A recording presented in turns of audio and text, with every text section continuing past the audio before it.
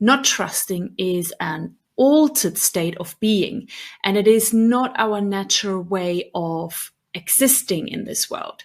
And if we are in an altered state, it means that we are out of balance and we are not in harmony with ourselves, with life, and with nature.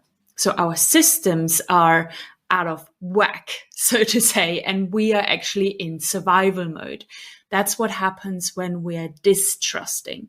So therefore, being trusting of people and trusting in our future and trusting the universe means that you're in harmony, you're in balance, and that your body is in a very natural and healthy state.